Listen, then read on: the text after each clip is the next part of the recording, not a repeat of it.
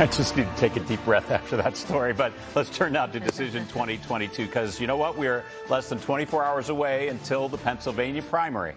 NBC 10's Lauren Mayk is live now with more on how the candidates spent their final weekend before Election Day. Lauren?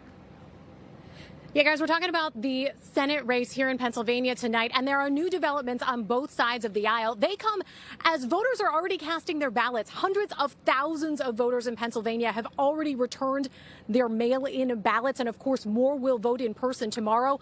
But one candidate is off the campaign trail for the rest of the primary season. It was on Friday. I just wasn't feeling very well, so I decided, you know what, I need to get checked out. This video, the only campaign appearance for John Fetterman the weekend before the primary election that will determine who competes for a U.S. Senate seat. Fetterman is still in the hospital after the lieutenant governor announced Sunday that he'd had a stroke. His wife, Giselle Fetterman, who also posted her own video, will carry on election night without him. The doctors have assured us that he'll be able to get back on the trail. But first, under doctor orders and my orders, he needs a minute to rest, to recover. It's the latest twist in a primary season that's been full of them and fierce fights on both sides of the aisle to pick nominees for a fall contest to replace Senator Pat Toomey, who's not running for re-election. This weekend, Democrat Malcolm Kenyatta out campaigning in Mount Airy. At least one undecided voter in the crowd. I'm just going to think about it very carefully. On the Republican side, a three-way race at the top has emerged in the final stretch. The primary fight between celebrity Dr. Mehmet Oz and former CEO Dave McCormick has been playing out for months. But now candidate Kathy Barnett has surged in support. Her background and previous statements now getting new scrutiny. Over the weekend, these photos surfacing of Barnett in Washington, D.C. on January 6th, heading toward the Capitol near Proud Boys who were later arrested.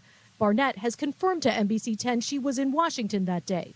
You were in Washington on January 6th? Correct? I was. Did you enter the Capitol at all? Of course not. She also told NBC 10 about how people there that day have been treated. I find it insane that in America we are equating people who will go and exercise their constitutional rights to petition their government on a grievance that they have as now insurrectionists. Do you think that people acted properly on that day? Attacking police officers? I believe, well, I did not see people attacking police officers, but I do believe there were some people who did some bad things, and I believe that they should be held to the fullest extent of the law. Voters now taking in all the information on all the candidates to make their decisions about who they want to send to the Senate.